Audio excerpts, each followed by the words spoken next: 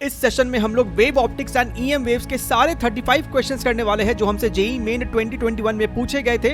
इसका question PDF आपको नीचे डिस्क्रिप्शन बॉक्स में मिलेगा और जो बच्चे इसे सेकंड टाइम सॉल्व कर रहे हैं आपको स्क्रीन पे लिखे गए इस क्वेश्चन को दोबारा से करना है, राइट?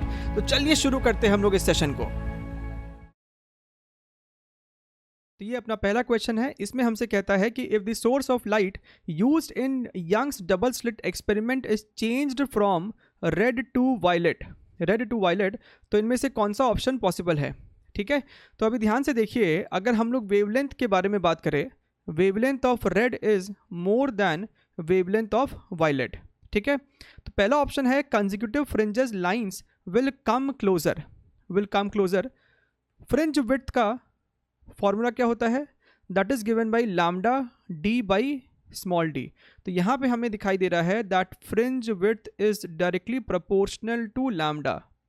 और अगर आपने रेड से वायलेट की तरफ शिफ्ट किया है, कलर को रेड से वायलेट की तरफ शिफ्ट किया है, तो वेवलेंथ डिक्रीज हुआ, यानी कि फ्रिंज विड्थ डिक्रीज हो जाएगा और जो फ्रिंज पैटर्न्स है वो एक दूसरे के और नज़दीक आ जाएंगे, विच means option number 1 is the correct answer. ठीक है, और ब्राइटनेस, इंटेंसिटी, ये सब चीज़ पे कुछ भी फर्क नहीं पड़ेगा। These things are not depending on the wavelength. ठीक, चलिए आगे बढ़ते हैं। अगला क्वेश्चन नंबर 2। इस कॉन्सेप्ट पे, ये सवाल में जो कॉन्सेप्ट यूज होने वाला है, इस पे 2 सवाल आया था इस बार में। ठीक है, तो देखते हैं। In a Young's double slit experiment the width of one of the slit is 3 times the other slit, right? तो आपको पता है कि YDSE में 2 स्लिट होता है। ठीक है, तो हमसे कह रहा है कि width of one of the slit is 3 times width of the another slit. ठीक है, the amplitude of light coming from a slit is proportional to slit width. हमसे कहता है कि एम्पलीट्यूड जो है that is proportional to width of the slit, right? तो अगर एम्पलीट्यूड प्रोपोर्शनल है तो हम यहाँ से कह सकते हैं कि A1 जो होगा वो भी 3 times A2 होगा। A1 is also going to be 3 times A2। हमसे पूछ रहा है find the ratio of maximum to minimum intensity in the interference pattern. ठीक है, तो maximum intensity is given by √I1 plus √I2 whole square and minimum intensity is given by √I1 minus √I2 whole square, right? हमें यह भी पता है that intensity is proportional to amplitude square, यानी कि root of intensity is proportional to amplitude. तो क्यों ना इस इंटेंसिटीज √I1 I2 को A1 A2 से रिप्लेस कर दिया जाए। So this becomes A1 plus A2 divided by A1 minus A2 whole square. ठीक है, अब A1 हमारे पास 3 times A2 है, यहाँ पे सब्स्टिट्यूट कीजिए तो न्यूमरेटर में आपका हो जाएगा 3A2 प्लस A2 यानी कि 4A2, और यहाँ हो जाएगा आपका 3A2 minus A2 which is 2A2 whole square. ये हो गया आपका 4:1 विच इज ऑप्शन नंबर 3। ठीक, चलिए आगे बढ़ते हैं। Next question number 3। इसमें कहता है कि an unpolarised light beam is incident on the polariser of a polarisation experiment and the intensity of light beam emerging from the analyser is measured as 100 lumens. ठीक है, तो इस 100 ल्यूमेंस को बोल देते हैं लेट अस से I0। Now, if the analyzer is rotated around the horizontal axis by 30 degree in clockwise direction, the intensity of emerging light will be how much lumens? तो ये आपका एक डायरेक्ट फॉर्मूला बेस्ड क्वेश्चन है। Let the intensity of light emerging be I, तो I दिया जाएगा I0 cos square theta से, जहाँ पे थीटा हमको 30 डिग्री दे रखा है। सो दिस इज I0, और I0 की वैल्यू कितनी है? 100। सो 100 cos square 30 डिग्री, cos 30 होता है √3/2, स्क्वायर किया तो 3/4, and this is 75 lumens. 75 lumens. So अपना आंसर हो जाएगा यहाँ पे 75। ठीक, चलिए अगला सवाल, question number 4। Consider the diffraction pattern obtained from the sunlight incident on a pin hole of diameter 0.1 micrometre. ठीक है, if the diameter of the pinhole is slightly increased, it will affect the diffraction pattern such that its size increases, intensity decreases. So basically we have to comment on the size of the pattern and intensity अब यहाँ पे आपको पता होना चाहिए that this angle theta sin theta is given by 1.2 lambda by b 1.22 basically अगर precisely देखिए so this is 1.22 lambda by b where b is the whole diameter. ठीक, अब आप देखिए अगर हमने यहाँ पे b को बढ़ाया, if b increases तो आपको दिख रहा है कि ये पूरा टर्म डिक्रीज करेगा which means angle theta will decrease, implies angle theta decreases. और अगर एंगल थीटा डिक्रीज कर जाएगा तो पैटर्न जो है उसका साइज आपका डिक्रीज करेगा, साइज डिक्रीज करेगा विच मीन्स ये ऑप्शन तो पॉसिबल नहीं है. और अगर इंटेंसिटी की बात करें, अगर आपने होल का साइज, अगर आपने यहाँ पे होल का साइज ही बढ़ा दिया then the amount of light entering would increase, right. At the same time यहाँ पे जो पैटर्न का साइज है वो डिक्रीज कर गया, right. So more amount of light is incident here on smaller cross section area. तो इंटेंसिटी डेफिनेटली हम कह सकते हैं कि ऊपर चला जाएगा, it will increase which means option number 4 is going to be the correct answer. ठीक, question number 5. Two coherent light sources having intensity in the ratio 2x produce an interference pattern. हमें ये बताना है. ठीक, अब देखिए ये सवाल का कॉन्सेप्ट वही है जो इसके पहले अभी हमने यूज़ किया था. मान लेते हैं दोनों लाइट का जो इंटेंसिटी है that is I1 and I2. So I1 upon I2 let it be 2x जैसा कि सवाल में दे रखा है. ठीक, तो यहाँ से हम कह सकते हैं that I1 is nothing but 2x I2, right. Now let us write this thing. हमें निकालना है I maximum minus I minimum divided by I maximum plus I minimum. ठीक है, अब I मैक्सिमम क्या होता है, this is under root I1 plus under root I2 whole square minus under root I1 minus under root I2 whole square divided by under root I1 plus under root I2 whole square plus under root I1 minus under root I2 whole square. ठीक, ऊपर वाले को expand कीजिए a plus b whole square minus a minus b whole square. Simplify करने पे ये आपको आएगा 4 under root I1 I2 divided by, यहाँ पे आपके पास 2 कॉमन लेने के बाद आएगा I1 प्लस I2. ठीक है, अब यहाँ से I1 की वैल्यू को रिप्लेस कीजिए, ये कैंसिल हो जाएगा. 2 अंडर रूट I1 को हम लिख सकते हैं 2x I2 और एक I2 ऑलरेडी है so this becomes I square 2 divided by I1 को लिखा हमने 2x I2 प्लस I2. अब आप ध्यान से देखिए यहाँ पे I स्क्वायर है, ये I स्क्वायर 2 है, बाहर निकालोगे तो I2 बचेगा विच मीन्स ये I2 और ये टर्म कैंसिल हो जाएगा विच मीन्स हमारा जो रिजल्ट है that is 2 root 2x divided by 2x plus 1. ठीक है, and this is matching up with option number 4th, right. चलिए आगे बढ़ते हैं. Next question, question number 6. तो एक straightforward formula based question है. In a YDAC experiment 2 slits are separated by 2 mm. तो हमें स्मॉल d दे रखा है 2 mm and the screen is placed 1 metre away. Capital D की वैल्यू 1 मीटर है. Wavelength of light used is 500 nanometre. Fringe separation बताना है. Basically हमें fringe width पूछ रहा है. So fringe width is lambda d by d and lambda is 500 into 10 to the power minus 9. Capital D की value 1 है and small d की value 2 into 10 to the power minus 3 है. So this becomes 250 into 10 to the power minus 6 metres. हमें answer निकालना है mm में. So this is 250 into 10 to the power minus 3 mm which is 0.25 mm. So this is your result, option number 1. ठीक, चलिए next question, question number 7th.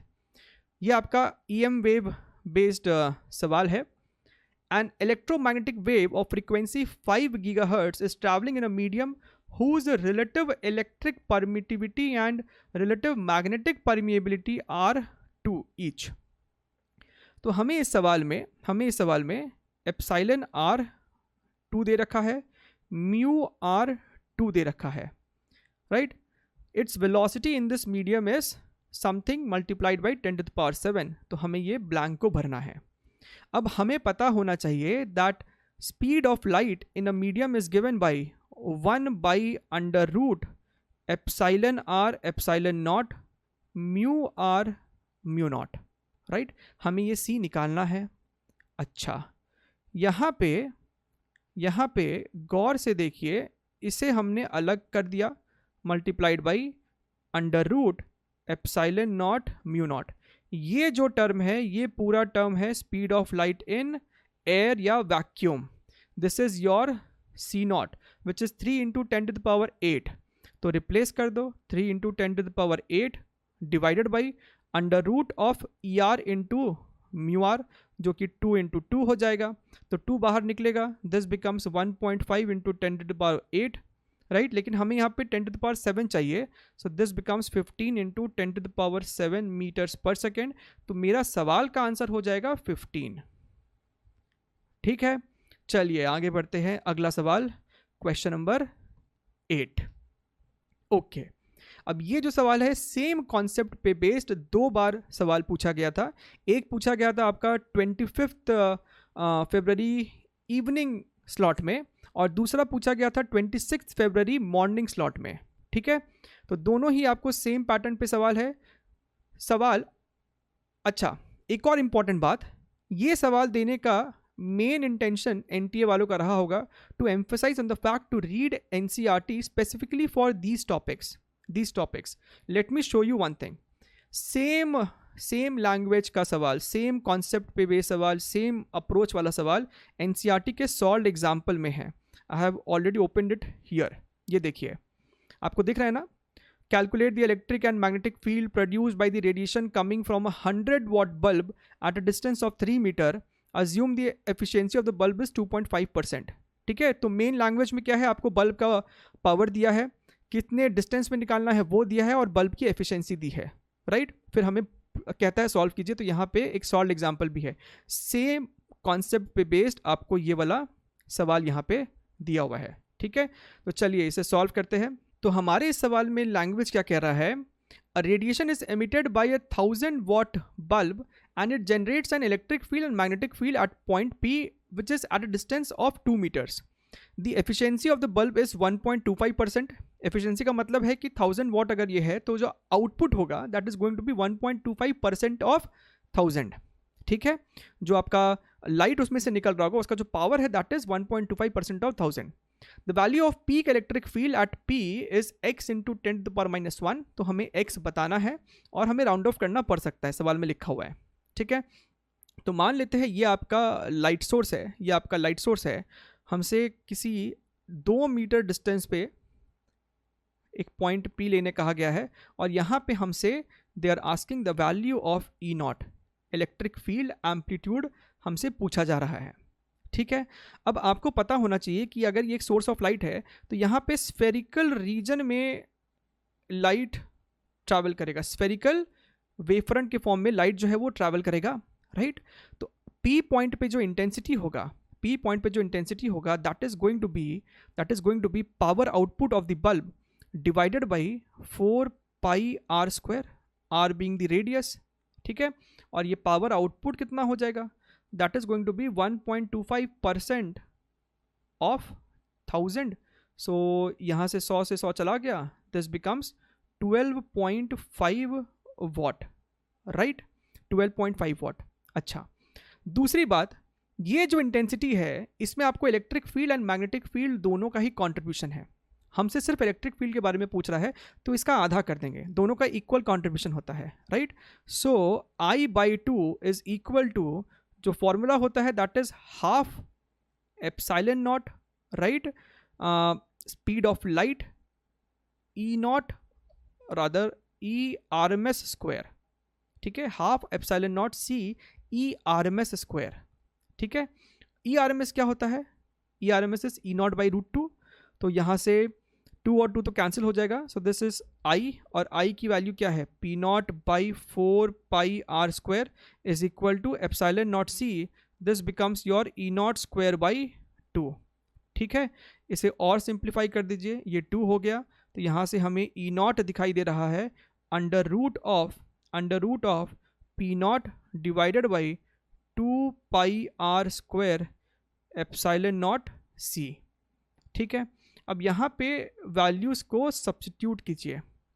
P not की value तो 12.5 है, this is 12.5 whole divided by 2π, radius is 2, square किया तो 4, epsilon naught is 8.85 10 to the power minus 12 multiplied by speed of light, that is 3 into 10 to the power 8।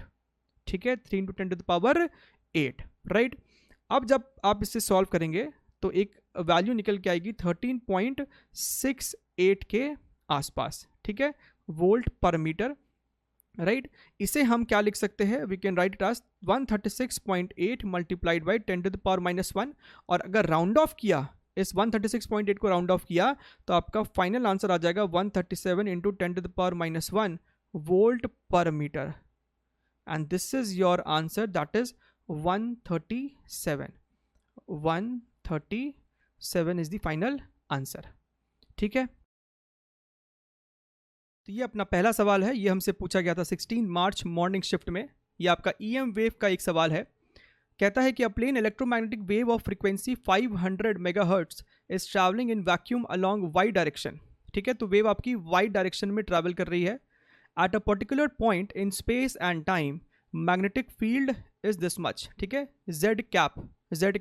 ठीक है, the value of electric field at this point is how much. ठीक, X cap, Y cap, Z cap are unit vectors along X, Y and Z axis. ठीक, तो हमें पता है कि अगर मैग्नीट्यूड निकालना है इलेक्ट्रिक फील्ड का, so that is given by B naught into C. सिर्फ मैग्नीट्यूड की अगर बात करें तो ये हो जाएगा 8 into 10 to the power minus 8 multiplied by speed of light 3 into 10 to the power 8, तो यहाँ से ये आपका आ जाएगा 24। ठीक है, so this is your magnitude. और डायरेक्शन अगर निकालना है, so that is given by E cap is equal to B cap cross C cap. ठीक है, now magnetic field is along Z cap, and wave आपका किस डायरेक्शन में travel कर रहा है, वाई डायरेक्शन में, सो इसे हम लिख सकते हैं वाई कैप। ठीक है, so Z cap cross Y cap, it is similar to saying K cross J, so this is going to be what, minus I cap, तो हम यहाँ पे लिख सकते हैं माइनस एक्स कैप। सो मेरा जो आंसर हो जाएगा इलेक्ट्रिक फील्ड वेक्टर का, that is your 24 minus X cap volts per meter. This is your option number 1। ठीक है, चलिए आगे बढ़ते हैं। Moving on to the next question, question number 2। ये आपका एक सिंपल थ्योरेटिकल बेस्ड क्वेश्चन है।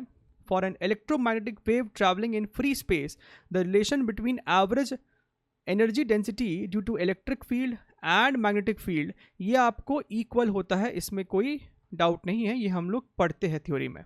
ठीक है, चलिए moving on to the next question, question number 3। Wave optics पे एक सवाल। A fringe width of 6 mm was produced for 2 slits separated by 1 mm apart। तो आपको फ्रिंज विड्थ दिया हुआ है 6 into 10 to the power minus 3 meter, आपको small D दे रखा है, that is 10 to the power minus 3 meters. The screen is placed 10 meters away, the wavelength of light used is x nanometer, तो हमें x बताना है। सो ये आपको फॉर्मूला हो जाएगा फ्रिंज विड्थ का, lambda D by small d. So यहाँ से हम लैम्डा को लिख सकते हैं beta D by capital D.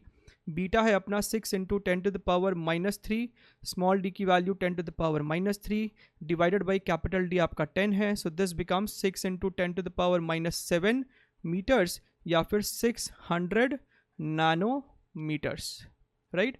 सो अपना इस सवाल का आंसर हो जाएगा 600। चलिए आगे बढ़ते हैं। अगला सवाल question number 4, right. 17th March evening shift, the electric field intensity produced by the radiation coming from a 100-watt bulb at a distance 3 meter is E, right। सो सवाल में कहता है कि आपके पास एक 100 वाट का बल्ब है, मान लीजिए बल्ब का पावर P है, तो इससे किसी आर डिस्टेंस पे हमसे अगर इंटेंसिटी पूछ रहा है, ठीक है, इंटेंसिटी पूछ रहा है, that is given by power upon 4πr², ठीक है कि नहीं। आर डिस्टेंस पे आप एक हॉलो स्फीयर अज्यूम करते हैं और उस स्फेरिकल सरफेस पे ही आपका सारा का सारा पावर कंटेंट है, तो पर यूनिट एरिया कितना पावर होगा उसी को इंटेंसिटी बोलते हैं। And this is also expressed as half epsilon naught C electric field square, electric field intensity square, ठीक है। तो अब आप यहाँ पे ध्यान से देखिए, हमको यहाँ पे दिखाई दे रहा है that even if you change the bulb को चेंज करके हमने 60 वॉट का बल्ब इस्तेमाल किया है, but we haven't change the distance. Same distance पे हमसे इलेक्ट्रिक फील्ड इंटेंसिटी पूछा जा रहा है, आर हमने सेम रखा। So if R is constant, epsilon naught तो सेम है, स्पीड ऑफ लाइट भी आपका सेम है, ठीक है। तो आपको यहाँ पे दिखाई दे रहा है ना that power is directly proportional to electric field intensity square. सब कुछ अगर सेम है तो पावर और इलेक्ट्रिक फील्ड इंटेंसिटी का रिलेशन ये हो जाएगा, राइट। ओके, सो हम यहाँ से कह सकते हैं that electric field intensity is proportional to under root of power, so we can say E2 by E1 is equal to under root of P2 by P1। हमें E2 निकालना है, E1 की वैल्यू कैपिटल E लेने बोला है, तो E1 को यहाँ भेज देंगे, कैपिटल E लिख दिया। P2 60 वॉट है और P1 आपका 100 वॉट है, तो यहाँ पे ध्यान से देखिए, 0 से 0 cancel, this becomes 3 and this becomes 5, so this is nothing but under root of 3/5e। और हमसे यही पूछ रहा है कि x क्या है, तो x यहाँ पे हमें दिखाई दे रहा है कि वो 3 है, ठीक है। चलिए, let us move to the next question, question number 5. A plain electromagnetic wave of frequency 100 MHz is traveling in vacuum along x direction. इस बार वेव आपका x डायरेक्शन में ट्रैवल कर रहा है। At a particular point in space, magnetic field इतना है, right? Where k cap is a unit vector along z direction. हमसे e vector पूछा जा रहा है। So similar question है। मैग्नीट्यूड की अगर बात करें, this is simply b into C, so 2 into 10 to the power -8 multiplied by 3 into 10 to the power 8, right. तो ये आपका हो जाएगा 6 वोल्ट पर मीटर। मैग्नीट्यूड तो इतना हो गया, और डायरेक्शन अगर निकालना होगा, डायरेक्शन के लिए इसका इस्तेमाल करेंगे, right. Now magnetic field is along के कैप, so ये आपका के कैप क्रॉस, और वेव आपकी ट्रैवल कर रही है अलोंग एक्स डायरेक्शन, ठीक है। तो ये आपको हो जाएगा I cap, right. Now what is K cross I, what is K cross I, this is your positive J cap, यानी कि हम कह सकते हैं that electric field is equal to 6 J cap volt per metre, and this is your option number 3, ठीक है।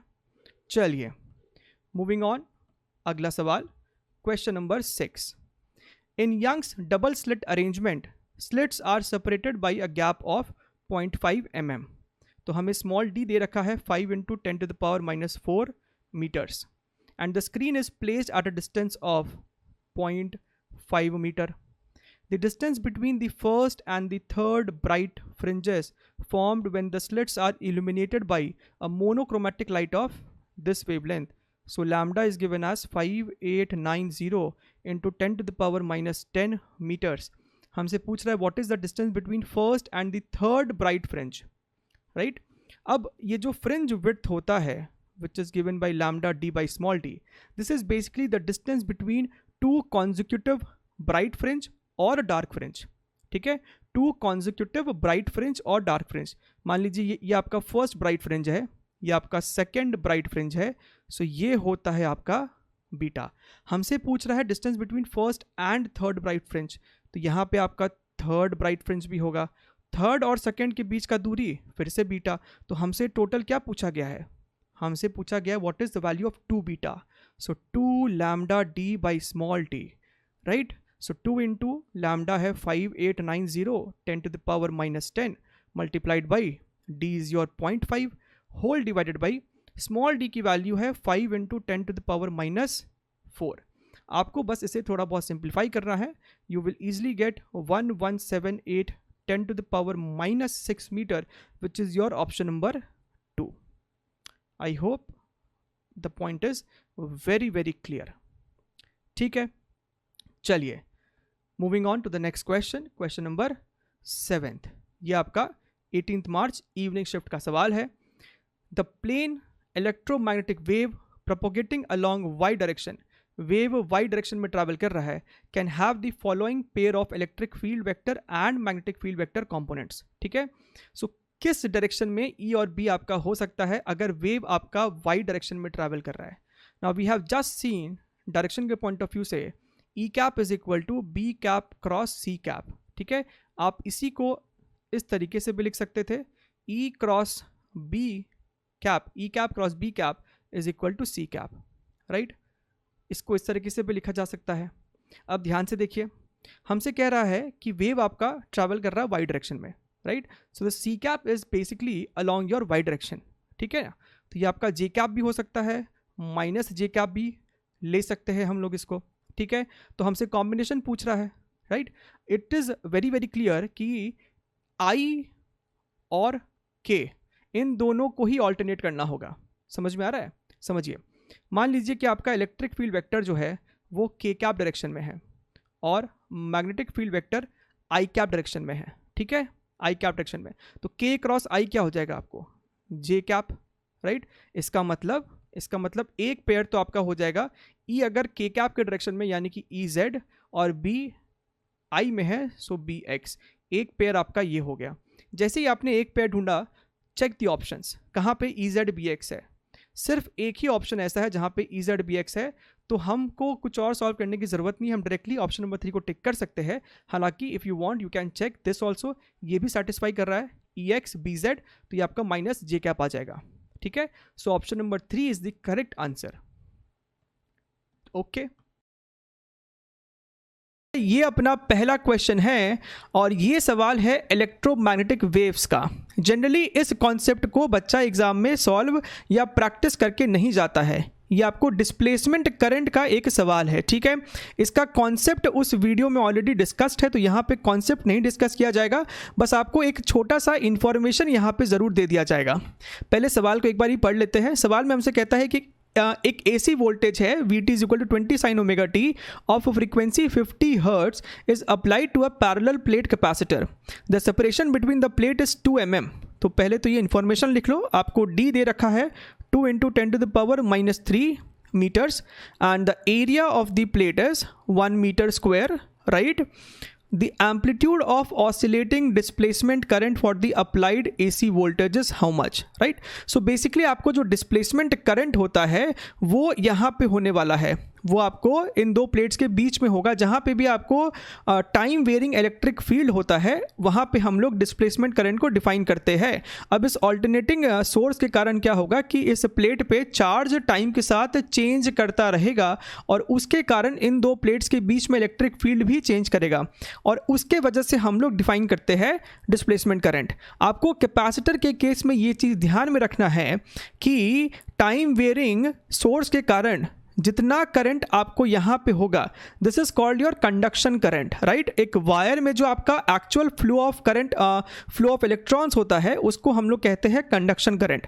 तो इस केस में कंडक्शन करंट और यहाँ पे जो आपको डिस्प्लेसमेंट करंट होगा दोनों सेम होता है। ठीक, तो हमसे पूछा गया है कि डिस्प्लेसमेंट करंट का एम्पलीट्यूड कितना है, तो हम लोग सॉल्व कर देंगे कि कंडक्शन करंट का एम्पलीट्यूड कितना है। सो बेसिकली ये सवाल अब आपको चला गया ऑल्टरनेटिंग करंट में। ठीक है, तो हमको तो पता ही है, हमको पता है कि जो ये आपका पीक करंट होता है that is nothing but your peak voltage divided by capacitive reactance. बढ़िया है सर। अब XC को क्या लिखते हो 1/ωc। सो बेसिकली आपका ωc ऊपर चला जाएगा। ठीक है, अब V0 की वैल्यू कितनी दे रखी है 20। ध्यान से देखिए, ये अपने को दे रखा है 20। ओमेगा हमको कितना दे रखा है, हमको फ्रीक्वेंसी दिया है ना, सो 2π × 50 × C and what is C? Capacitance आपका कितना हो जाएगा A∈0/d। हमको एरिया भी दे रखा है, हमको E0 की वैल्यू भी दे रखी है 8.85 × 10⁻12 divided by D and D is your 2 × 10⁻3। ठीक है, तो ये आपका हो जाएगा सोल्यूशन। आप इसको सॉल्व करेंगे and you will get the answer as option number 3, that is your 27.79 micro ampere. ठीक है, सारे ऑप्शन आपको ठीक ठाक दूर दूर है तो आप इसको सॉल्व कर सकते हैं, ये मुश्किल बात नहीं है। लेकिन ध्यान में रखना है कि ऐसे सिचुएशन में डिस्प्लेसमेंट एंड कंडक्शन करंट आपको सेम होने वाला है। ये देखिए, अच्छा इसमें हमसे कहता है with what speed should a galaxy move outwards with respect to earth so that the sodium D line at wavelength this is observed at this, right. ये एग्जैक्ट सेम क्वेश्चन बेसिकली आपको वेव ऑप्टिक्स से उठाया गया है और NCERT से लिया गया सॉल्व एग्जाम्पल है। Same question, same data, everything is same, right. और इसमें जो आपको फॉर्मूला यूज़ होने वाला है दैट इज़ दिस वन। आप इस फॉर्मूले को सिर्फ ध्यान में रखें, जिस तरीके से हम लोग साउंड में डॉपलर इफेक्ट पढ़ते हैं यहाँ पे भी आपको सेम कंसेप्ट है, लेकिन सेम फॉर्मूला नहीं है क्योंकि यहाँ पे आपको स्पीड ऑफ लाइट के ऑर्डर में चीज़ें डिस्कस की जा रही हैं, ठीक है। तो यहाँ पे फॉर्मूले को समझ ले, ऊपर आपको है shift in frequency upon frequency minus V radial का मतलब आपका हो गया है relative speed between the galaxy and the planet, C is the speed of light. अब हमें सवाल में डेल्टा लैम्डा दिया हुआ है, हमें शिफ्ट इन वेवलेंथ दे रखा है, लेकिन यहाँ तो शिफ्ट इन फ्रीक्वेंसी है, तो हम फॉर्मूले को वेवलेंथ के टर्म्स में मैनिपुलेट कर सकते हैं क्योंकि फ्रीक्वेंसी आपको होता है 1/λ।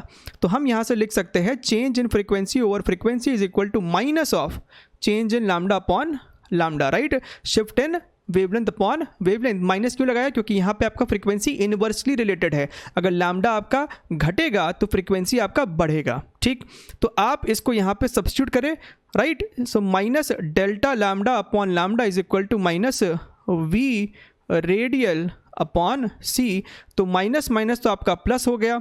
अब देखिए डेल्टा लैम्डा हमको पता है कि हाँ पता है 5896 माइनस 5890, चलिए यहाँ पे लिख ही देते हैं 5896 माइनस 5890, राइट। अच्छा divided by 5890, 5890 is equal to हमें निकालना क्या है, स्पीड निकालना है। सो हमें ये रिलेटिव स्पीड ही निकालना है और यहाँ हमारे पास स्पीड ऑफ लाइट है, स्पीड ऑफ लाइट है। अब आपको सिर्फ इसे कैलकुलेट करना है and you will get your answer as option number 1। ये सेम आपको सवाल एनसीईआरटी में भी दिया हुआ है, ठीक है। चलिए आगे बढ़ते हैं, let us move to the next question, question number 3, right. ये आपको एकदम सिंपल फॉर्मूला बेस्ड क्वेश्चन हो गया। In an electromagnetic wave the electric field vector and magnetic field vector are given as this and this, तो direction of propagation of wave क्या होगा, तो इसका सिंपल सा फॉर्मूला होता है ये वाला, ध्यान से देखिएगा। सी कैप आपको बताता है direction of propagation, right, unit vector है सब कुछ। तो हमारे पास ई कैप है, हाँ है, यानी कि इलेक्ट्रिक फील्ड आपको आई कैप के अलॉन्ग है, सो आई कैप क्रॉस और बी हो जाएगा आपका के कैप। आई क्रॉस के आपका होता है minus J cap, so option number 4 is the correct answer. Next question, question number 4, right. Intensity of sunlight is observed as this much at a point in free space, तो आप देख सकते हैं आपको काफ़ी क्वेश्चन ईएम वेव से ही है, right. What will be the peak value of magnetic field at that point, ठीक है। तो इंटेंसिटी का जो फॉर्मूला होता है in terms of electric field की अगर हम लोग बात करें तो half C epsilon naught E naught square, right. लेकिन हमें ई नॉट नहीं पूछा है, हमसे तो पूछा है भैया बी नॉट, राइट। तो हमारे पास रिलेशन है, हमारे पास है E naught is equal to C times B naught, तो यहाँ पर रिप्लेस कर दीजिए, half C epsilon naught square मारेंगे तो सी स्क्वायर बी नॉट का स्क्वायर, तो यहाँ से हम देख सकते हैं बी नॉट का मेरा फॉर्मूला बन जाएगा this is your 2 times I divided by epsilon naught C cube. अब आपको यहाँ पे वैल्यूज़ को सब्स्टिट्यूट करना है, 2 into intensity, this is your this much, right? So 92 into 10 to the power minus 3 whole divided by E naught is 8.85 10 to the power minus 12 multiplied by C का cube, speed of light का cube करना है, यानी कि 3 का cube हो जाएगा 27 and 10 to the power 8 का हो जाएगा 10 to the power 24, राइट।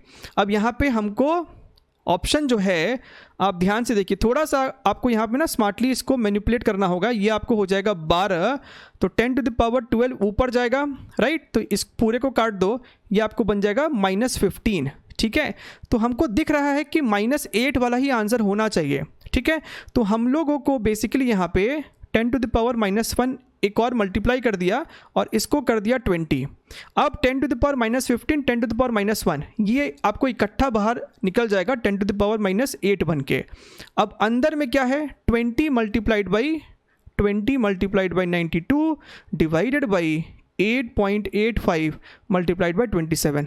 अब आपको सिर्फ इसको अप्रॉक्सीमेट करना है और आप इसको ईजिली सॉल्व करेंगे तो 2.77 के आसपास आपको आ जाएगा। आपको एग्जैक्टली सॉल्व करना ही नहीं है, आपको तो बस ये देखना है कि इसके अंदर जो भी चीज़ है वो आपको 2 से ऊपर आ रहा है कि नहीं, और वो आपको दिखेगा आराम से।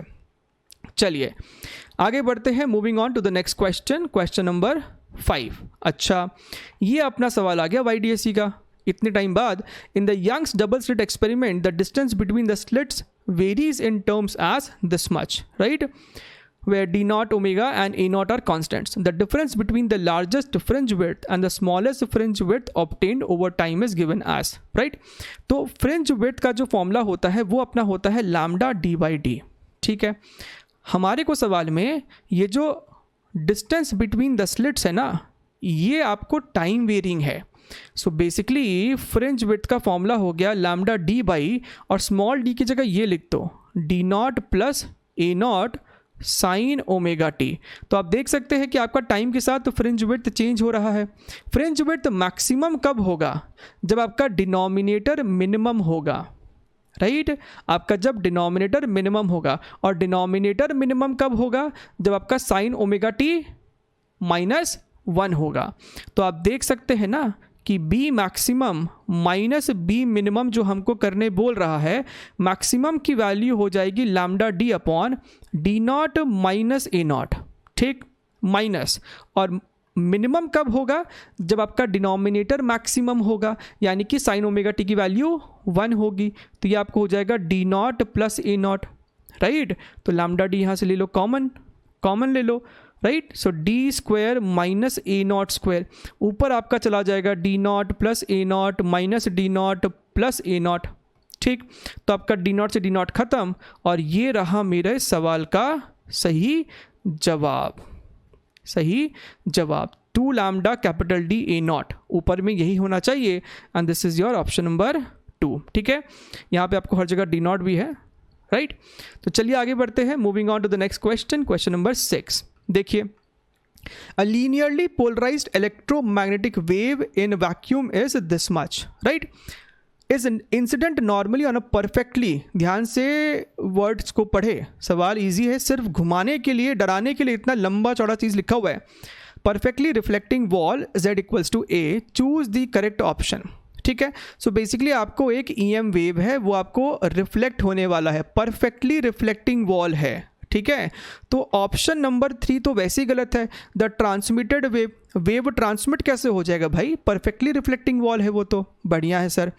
Wavelength is this much. अब आपको इस इक्वेशन को समझना आना पड़ेगा। z के साथ जो चीज़ मल्टीप्लाइड होता है वो आपको होता है k, यानी कि 2 पाई बाई लैम्डा ही आपका 1.8 है, ठीक है। तो आप यहाँ से चेक कर ले, आपको लैम्डा 5.4 तो नहीं आ रहा। अच्छा, t के साथ जो चीज़ मल्टीप्लाइड है वो आपको होता है ओमेगा। तो आप यहाँ से चेक कर ले, आपको फ्रीक्वेंसी ये वाली वैल्यू तो नहीं आने वाली है, राइट। ओमेगा जो है वो आपको 2 पाई एफ के बराबर होता है, और 2 पाई एफ आपको हो जाएगा 5.4 multiplied by 10 to the power 6। तो यहाँ से आप 2 पाई एफ इतना है, आप कंपेयर कर ले, आपको f इतना तो नहीं आने वाला। बढ़िया है। सो ऑब्वियसली चौथा ऑप्शन ही सही होना चाहिए, फिर भी हम लोग इसको कंफर्म कर लेते हैं। The reflected wave will be this much, right. अब आप बात को समझिए, ये जो वेव होता है ना, थोड़ा सा यहाँ पर डिस्कस कर लेते हैं। E is equal to E naught K Z minus omega T. अगर आपका k और रादर अगर आपका z का कोएफिशिएंट और t का कोएफिशिएंट सेम साइन का हो, कहने का मतलब है अगर आपका इक्वेशन कुछ ऐसा होता तो इसका मतलब है कि आपका वेव नेगेटिव z एक्सिस में ट्रैवल कर रहा है। और अगर आपका इक्वेशन ऐसा है, यानी कि अपोजिट साइन का है, यहाँ पे आप देखिए ओमेगा टी आपको माइनस है और के जेड आपको पॉजिटिव है। अगर ये अपोजिट साइन का है, विच मीन्स आपको ये रे पॉजिटिव z एक्सिस में ट्रैवल कर रहा है। तो यहाँ पे सेंस बनता है कि वेव आपको टकराया और रादर इंसिडेंट रे आपको पॉजिटिव z एक्सिस में ट्रैवल कर रहा था, और रिफ्लेक्टेड रे आपको नेगेटिव z एक्सिस में ट्रैवल कर रहा है, विच मेक्स सेंस, क्योंकि आपको ये नॉर्मली इंसिडेंट हुआ है। तो ऐसे गया होगा तो टकरा के उल्टा ही लौटा होगा। बात क्लियर है एकदम? ऑप्शन नंबर 4 सही जवाब है, ठीक है। चलिए आगे बढ़ते हैं, moving on to the next question, question number 7।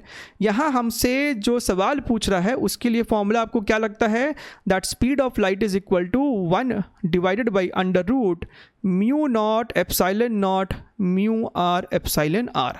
ठीक है, हमसे बोलता है the relative permittivity of distilled water is 81, the velocity of light in it will be how much, हमको म्यू आर 1 देता है। ठीक है, तो इसकी वैल्यू 1 है, इसकी वैल्यू 81 है रादर, और आपको ये भी पता होना चाहिए कि speed of light in vacuum is equal to C naught mu naught epsilon naught, और ये इसी को हम लोग कहते हैं 3 × 10⁸।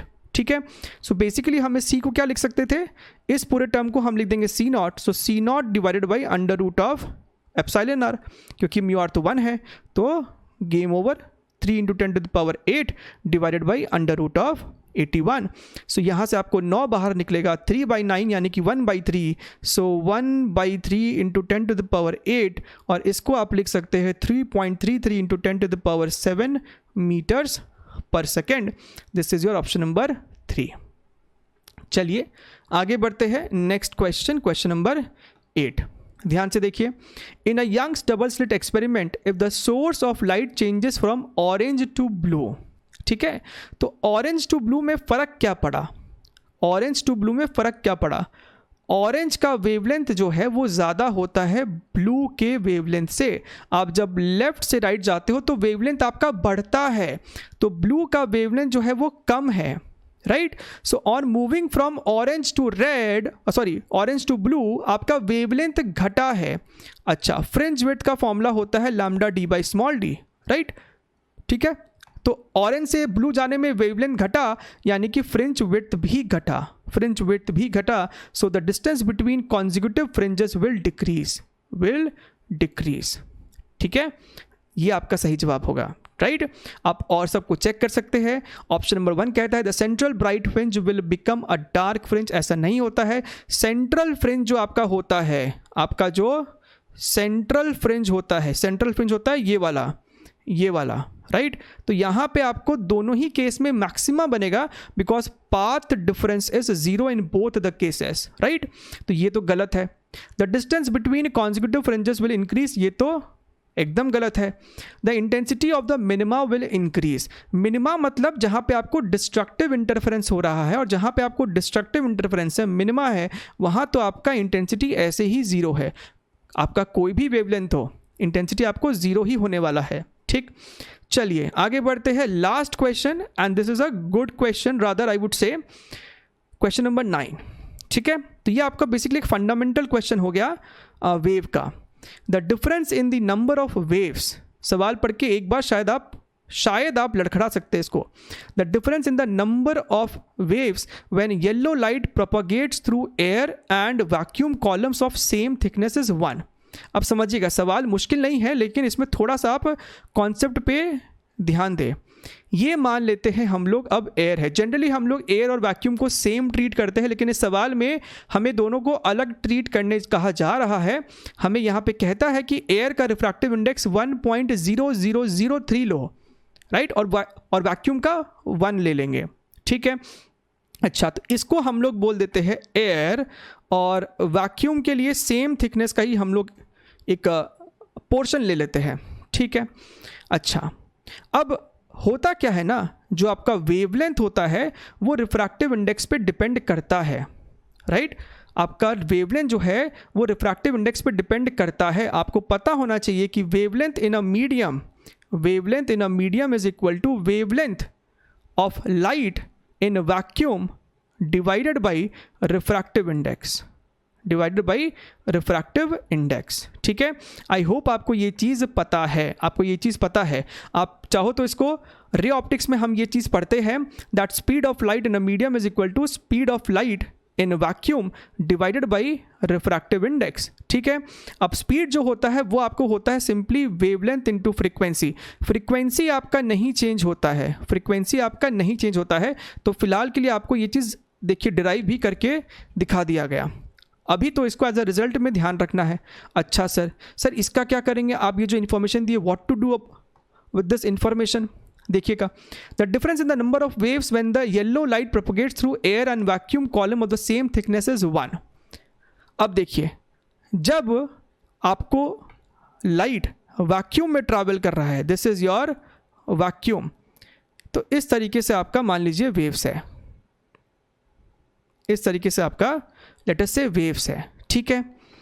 किसमें आपको वेवलेंथ कम है, किसमें ज़्यादा है, आप देख सकते हैं ना, रिफ्रैक्टिव इंडेक्स जो है वो आपको 1 से बड़ा है, 1.0003 है।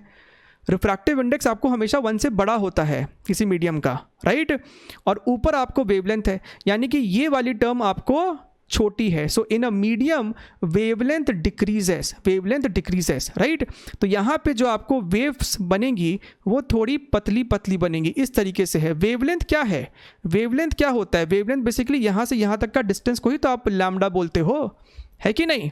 तो वेवलेंथ डिक्रीज होने का मतलब है कि आपको यहाँ पे ज़्यादा नंबर ऑफ वेव्स फिट होंगी एज कंपेयर टू हियर, यही तो सवाल कह रहा है। यहाँ पे आपको ज़्यादा नंबर ऑफ वेव्स फिट हो रही है, राइट। तो यहाँ पे हमने बोला कि ये जो वेवलेंथ है इसको बोलो लैम्डा एम, और यहाँ पे ये जो वेवलेंथ है इसको बोल दो लैम्डा नॉट, राइट।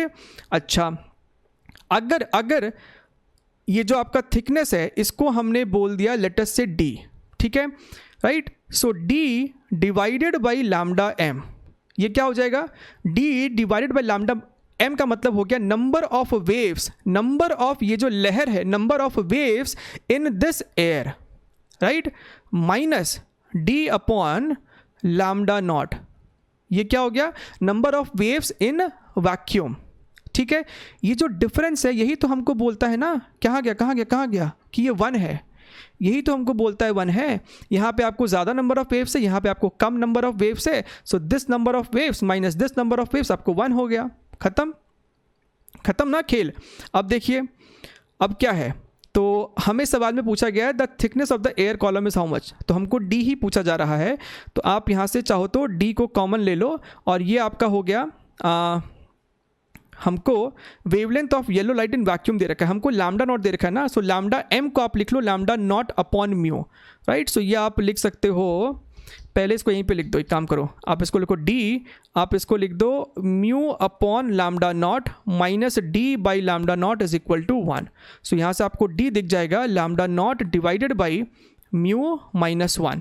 सो लैम्डा नॉट की वैल्यू है 6000 एंगस्ट्रॉम यानी 10⁻⁻10 डिवाइडेड बाई म्यू आपको 1.0003 है, -1 करोगे तो ये आपको बचेगा 3 × 10⁻⁻4। सो यहाँ से आप देखिए ये आपको हो जाएगा 2000 यानी कि 2000 मल्टीप्लाइड बाई 10⁻⁻6 और रादर 2 मिलीमीटर, ये आपको मीटर्स में था, ये आपको हो जाएगा 2 मिलीमीटर। तो यहाँ पे आपका आंसर क्या हो जाएगा 2।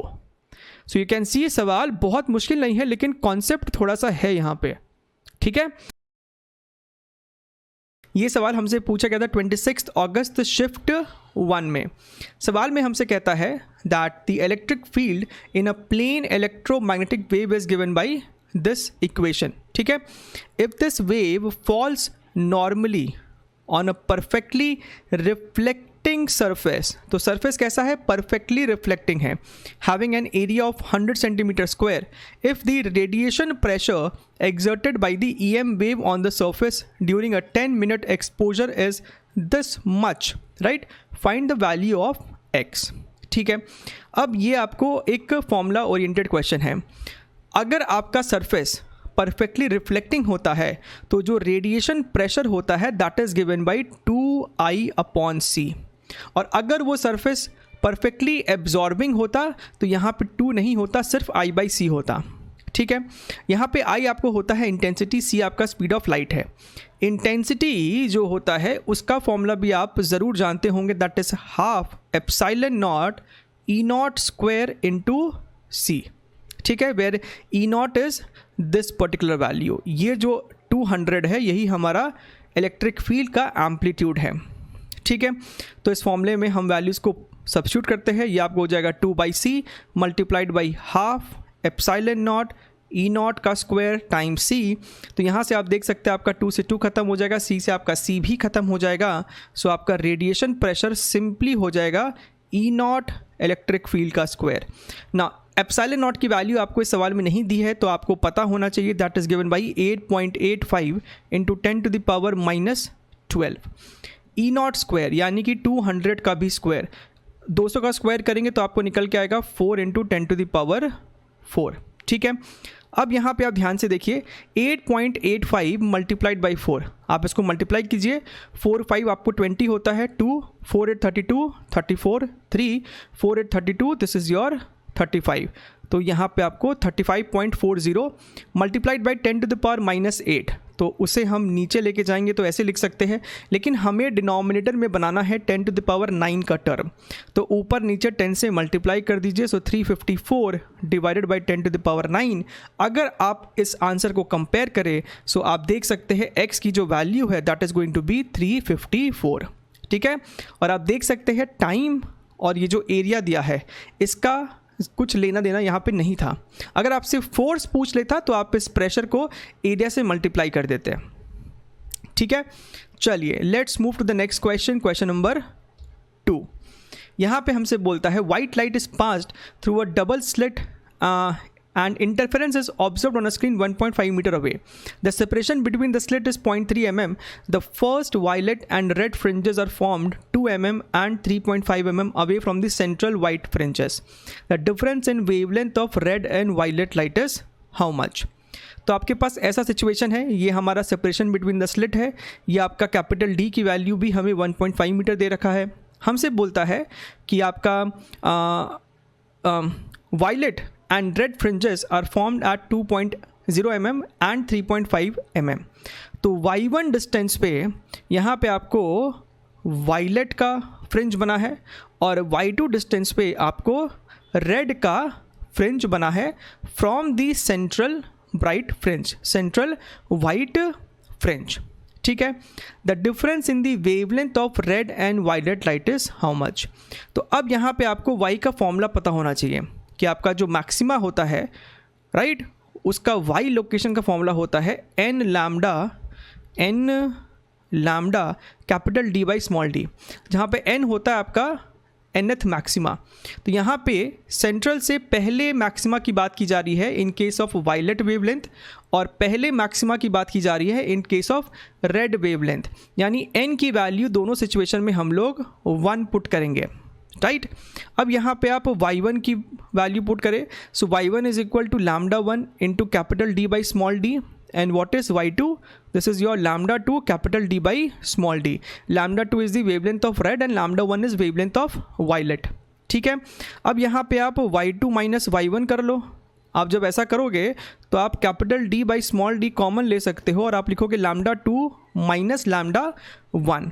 हमसे सवाल में डिफरेंस ही पूछा गया है, तो आप लिख सकते हो λ2 minus λ1 is equal to small d by capital D, this is your y2 minus y1। अब यहाँ पे हम वैल्यूज़ को सब्स्टिट्यूट करेंगे। स्मॉल d की वैल्यू हमारे पास है 3 into 10 to the power -4 multiplied by y2 minus y1, यानी कि आपका 3.5 माइनस 2.0 mm, ये आपको हो जाएगा 1.5 mm divided by capital D which is your 1.5। ठीक है, तो 1.5 से आपका 1.5 खत्म हो गया, ये आपको हो रहा है 3 इंटू 10 टू द पावर -7, और क्योंकि हमें आंसर नैनोमीटर्स में देना है तो हम इस चीज़ को लिख सकते थे 300 नैनोमीटर। सो मेरा इस सवाल का आंसर हो गया है 300। ठीक है, वेरी गुड। चलिए let's move to the next question, question number 3। अब ये सवाल आपका एक इजी सवाल है on the concept of polarisation. A source of light is placed in front of a screen, intensity of light on the screen is I। ठीक है, हमको ये बता दिया गया है बेसिकली कि आपका जो लाइट का इंटेंसिटी है वो I है। Two polaroids P1 and P2 are so placed in between the source of the light and the screen that the intensity of light on screen is now I/2। ठीक है, तो इस पहले information के आपको क्या समझ में आता है, ये जो आपका दो पोलराइजर था, दोनों का जो आपका पास एक्सिस है वो सेम एंगल पे ओरिएंटेड है। राइट, यानी कि अगर ये वर्टिकल था तो ये भी वर्टिकल है। कहने का मतलब है कि इन दोनों के बीच में एंगल थीटा 0 डिग्री था। हमने ऐसा क्यों बोल पाए, हम ऐसा इसलिए बोल पा रहे हैं क्योंकि जब आपका आई इंटेंसिटी वाला लाइट पहले पोलराइजर को क्रॉस करता है तो इसके बाद जो आपको इंटेंसिटी होगा that has to B I/2। ठीक है, ये आपको अनपोलराइज था, उसके बाद जो आपको ये लाइट होगा वो पोलराइज होगा, वो I/2 इंटेंसिटी का होगा।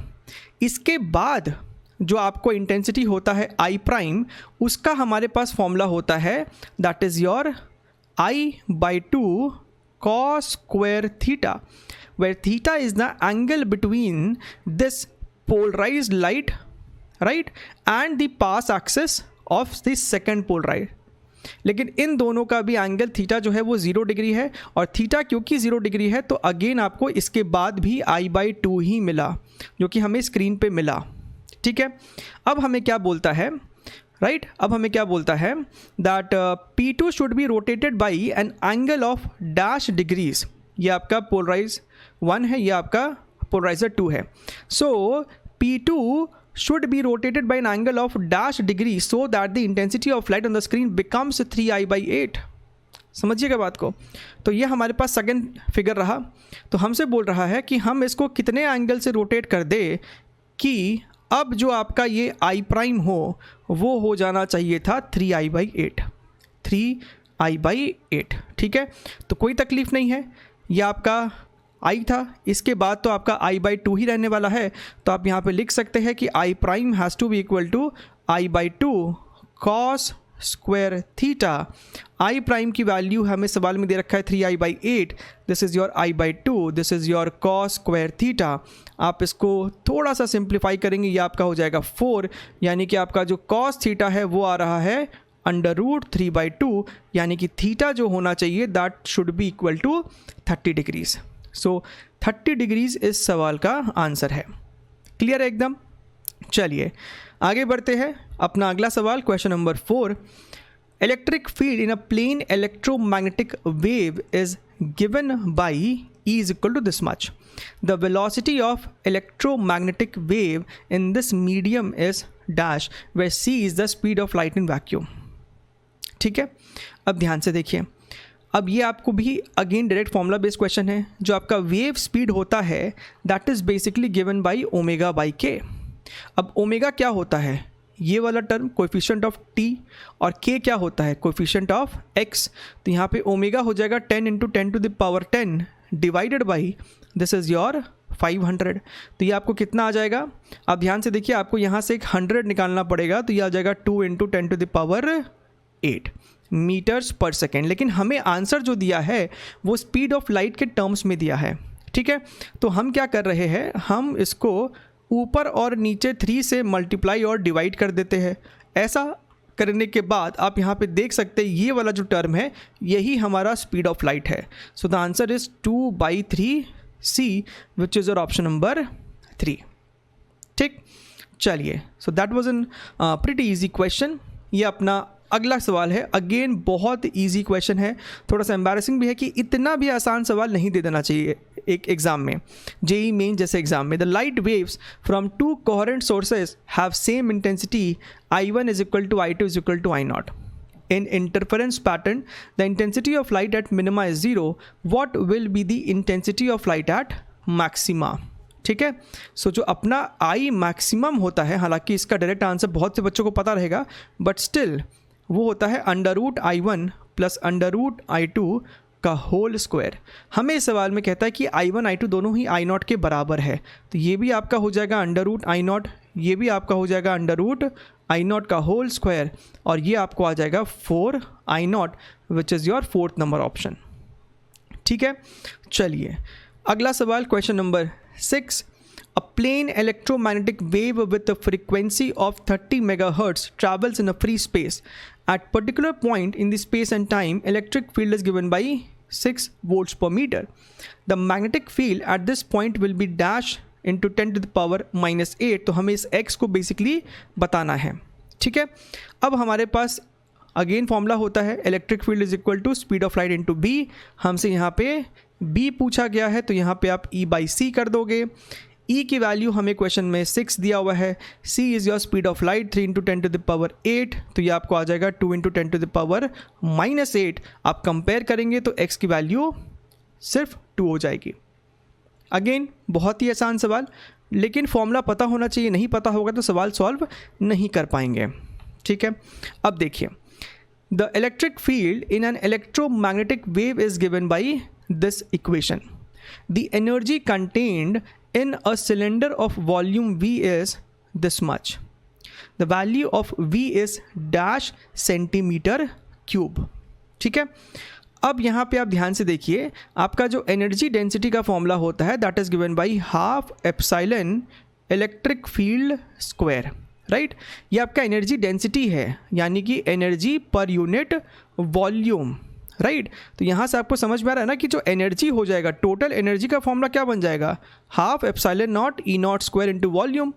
हमें इस सवाल में वॉल्यूम ही निकालना है, हमें इस सवाल में एनर्जी दे रखा है, हमें वॉल्यूम ही निकालना था। सो वॉल्यूम को हम लिख सकते हैं 2u divided by epsilon not electric field का स्क्वायर।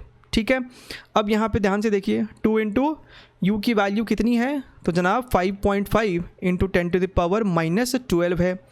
एप्सिलॉन नॉट की वैल्यू हमें 8.8 लेने बोला है, नॉट 8.85। सो 8.8 10⁻⁻12 मल्टीप्लाइड बाई ये आपका ई नॉट है, तो 50 का स्क्वायर मतलब 25 इंटू 10⁻2।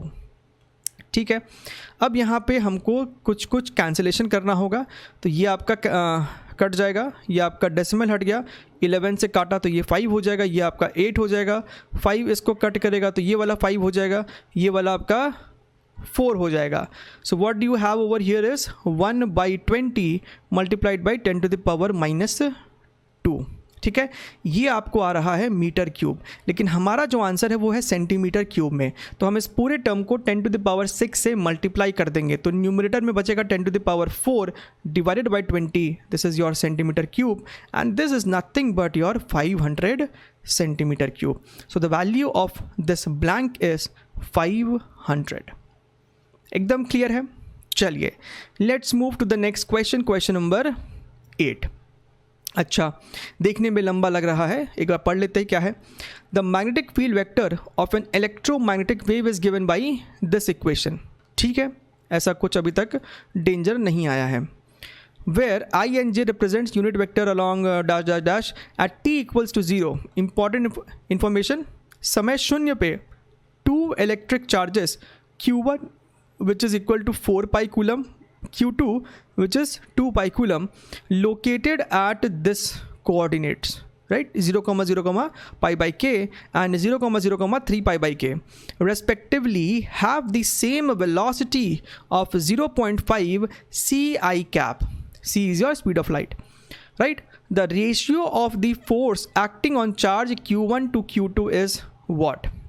तो सबसे पहले हम लोग बात करते हैं कि Q1 चार्ज पे कितना फोर्स लग रहा था, राइट।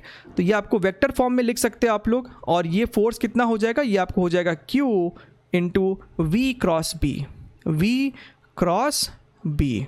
ठीक है, लेकिन फोर्स किस मोमेंट पे पूछा जा रहा है, तो जब आपका टाइम 0 था और जब चार्ज का जो लोकेशन है वो ये है। हम लोग यहाँ पे अभी फ़िलहाल Q1 चार्ज के बारे में बात कर रहे हैं, तो यहाँ पे Q1 लिख देते हैं, और उस Q1 चार्ज का जो लोकेशन है वो है आपको 0,0, पाई बाई k। ठीक है, अब यहाँ पे इसको सब्स्टिट्यूट करते हैं, तो Q1 की वैल्यू हमारे पास क्वेश्चन में ऑलरेडी दे रखा है which is your 4 pi, so this is your 4 pi, right.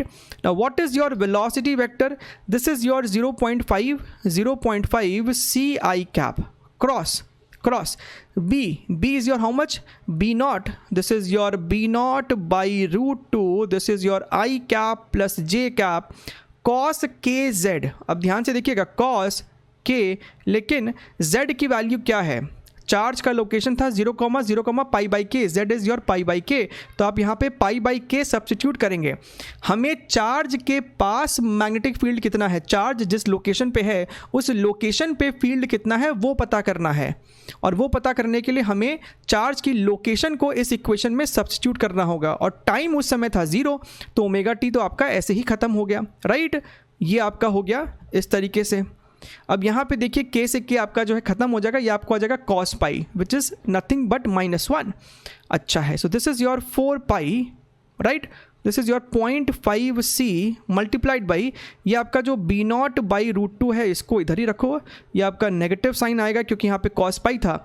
अब हमें यहाँ पे क्रॉस प्रोडक्ट करना है, i क्रॉस अंदर में है i प्लस j, तो i वाला i के साथ जो है वो तो आपको कितना क्रॉस देगा, i वाला i के साथ 0 देगा और i वाला j के साथ k कैप दे देगा, तो यहाँ पे हम चुपचाप लिख देते हैं k कैप, ठीक है। तो ये आपको आ रहा है basically F1 vector. F1 vector direction भी हमको पता चल गया है, बाकी हमें इंटरेस्ट है यहाँ पे फ़िलहाल सिर्फ और सिर्फ मैग्नीट्यूड से, राइट। तो अगर हम यहाँ पे बात करें इस F1 फोर्स की मैग्नीट्यूड की, राइट, तो ये नेगेटिव साइन को भी हम एक बार के हटा दे तो ये आपको सिंपली यहाँ पे हो जाएगा 4 pi multiplied by 0.5c multiplied by b0 divided by √2, ठीक है। अब बात कर लेते हैं हम लोग F2 फोर्स की, तो यहाँ पे हम लोग लिखेंगे इस बार Q2 V cross B। Now Q2 charge is how much, this is your 2 पाई, ठीक है। V आपका अगेन सेम है, दोनों ही चार्ज का स्पीड वेलोसिटी सेम था।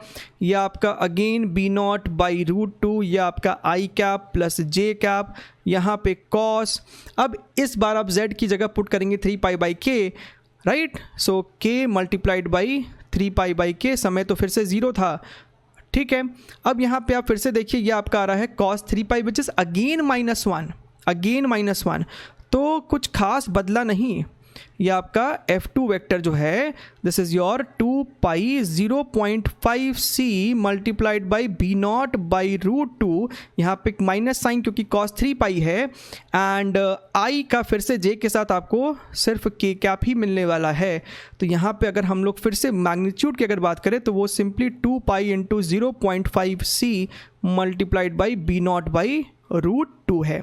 हमसे यहाँ पे इन दोनों फोर्स का रेशियो पूछा है, आप यहाँ पे F1 बाई F2 करके देख लीजिए। यहाँ पे आपको ये वाला जो टर्म है दोनों में ही सेम टू सेम है, तो 4 पाई अपॉन 2 पाई यानी 2:1 is your correct answer. This is your option number 3, ठीक है एकदम। चलिए आगे बढ़ते हैं, let's move to the next question, question number 9। Again आपका YDSE पे बेस्ड एक सवाल है। In a Young's double slit experiment the slits are separated by 0.3 mm and the screen is 1.5 meter away, distance between the fourth bright fringes on both sides of the central bright is 2.4 centimetre. तो हमसे उस light का frequency पूछ रहा है, ठीक है। ये अपने पास सिचुएशन है, हमें जो इन्फॉर्मेशन सवाल में दिया हुआ है वो ये वाला चीज़ है, वो ये वाला है कि यहाँ से लेके यहाँ तक का जो डिस्टेंस है that is your how much 2.4 centimetre. इसका मतलब क्या है, इसका मतलब ये है कि सिर्फ इस सेंट्रल फ्रिंज से उस फोर्थ मैक्सिमा का जो डिस्टेंस है वो हो जाएगा 2.4 का आधा, यानी कि y is equal to 1.2 centimetre, तो मीटर में कन्वर्ट किया तो इतना आ जाएगा, ठीक है। हमें ये भी सवाल में बोला गया कि आपको फोर्थ ब्राइट फ्रिंज है। अब हमारे पास y का फॉर्मूला होता है n lambda capital D by small d, तो यहाँ से आप इस लैम्डा को देख सकते हैं, वो है y into small d divided by n into capital D। अब अगर आपके पास लैम्डा है तो आप जानते हैं ना कि जो आपका फ्रीक्वेंसी होता है that is speed of light upon lambda, यानी कि सर जो फ्रीक्वेंसी है that is equal to c n into capital D divided by y into small d. अब आपका स्पीड ऑफ लाइट का वैल्यू कितना है, that is your 3 into 10 to the power 8, 3 into 10 to the power 8 multiplied by 4 multiplied by capital D which is your 1.5 divided by y which is your 1.2 10 to the power minus 2। Small d की value है आपके पास 3 into 10 to the power minus 4, ठीक है। अब यहाँ पे हमें करना है थोड़ा सा कैलकुलेशन, तो डेसिमल से डेसिमल को हटाइए, this is your 3.5, this is your 3.4, ये वाला 4 इस 4 को भी कट करेगा। सो यहाँ पे आपके पास 5 है multiplied by 10 to the power 14 hertz.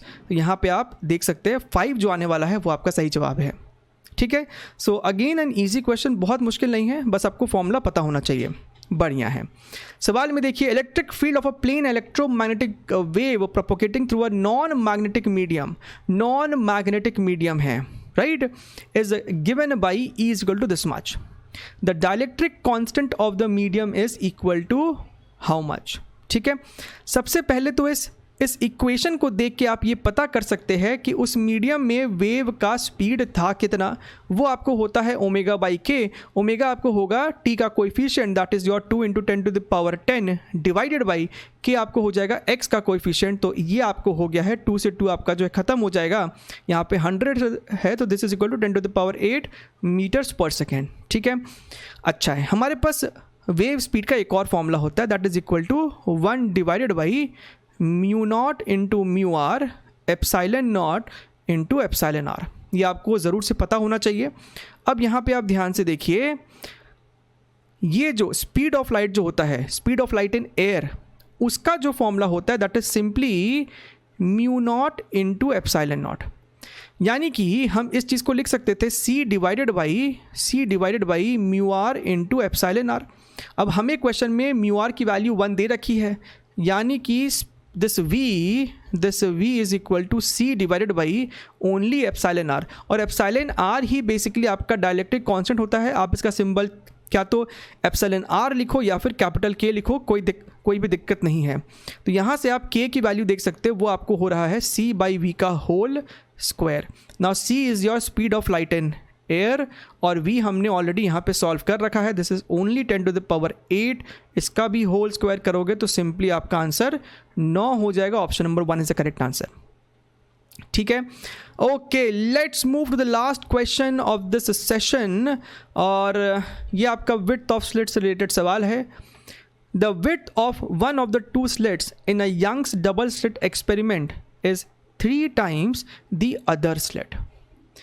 हमको बोल रहा है क्वेश्चन में कि अगर एक स्लिट का विड्थ W1 है और दूसरे का W2 है, so W1 is equal to 3 times your W2। ठीक है, if the amplitude of the light coming from a slit is proportional to the slit width. Now amplitude is given as proportional to the slit width. The ratio of minimum to maximum intensity in the interference pattern is how much? तो सबसे पहले तो ये लिख लो कि ये I minimum upon I maximum में formula क्या यूज़ करना है। तो भैया जो आई मिनिमम होता है वो होता है √I1 माइनस √I2 का होल स्क्वायर, और आई मैक्सिमम में बीच में बस एक प्लस साइन आ जाता है। ठीक है, ये होता है अपना फॉर्मूला। सो बेसिकली हमें यहाँ पे I1 और I2 के बीच में एक रिलेशन पता करना होगा। ठीक है, अब यहाँ पे आप ध्यान से देखो, एम्पलीट्यूड जो है वो हमसे कहता है कि proportional to width of the slit है। इसका मतलब ये है कि अगर पहले स्लिट का जो विड्थ है वो 3 times है, तो हम यहाँ पे कह सकते हैं कि A1 जो होगा that is equal to 3 times A2। ठीक है, ये बात भी हम एकदम आराम से कह सकते हैं। अब हमारे पास एक और चीज़ होता है कि इंटेंसिटी जो होता है that is proportional to amplitude का स्क्वायर, यानी कि √I is proportional to A।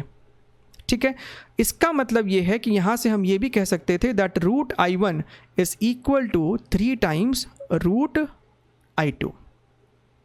अब बस इसी चीज़ को यहाँ पे सब्स्टिट्यूट कर दीजिए। सो ये आपको कितना हो जाएगा, √I1 की जगह हम लोग यहाँ पे लिखेंगे 3√I2 minus √I2 divided by, ये हमको हो जाएगा अगेन 3√I2 प्लस √I2 का होल स्क्वायर। आप √I2 को कॉमन लेके कट कर सकते हैं, तो ऊपर में आपका है 3 - 1 which is 2, this is your 3 + 1 which is your 4, इसका भी होल स्क्वायर, तो 1/2 का होल स्क्वायर यानी कि 1/4। अच्छा, आपका आंसर है x इज़ टू 4, यानी कंपेयर करने पे पता चलता है कि x की वैल्यू 1 के बराबर है। So that is how you can easily crack this question. आपको बस यहाँ पे ये चीज़ पता होना चाहिए था, और फिर हमने यहाँ पे सिर्फ प्रोपोर्शनैलिटी ही खेला है। एकदम क्लियर है। चलिए, that's all from my side and I hope you have really understood this entire session, and if you have understood this then do subscribe to the channel, hit that bell icon so that you do not miss any of the latest updates, and we shall be meeting in more such videos. Subsequently, take care and bye bye.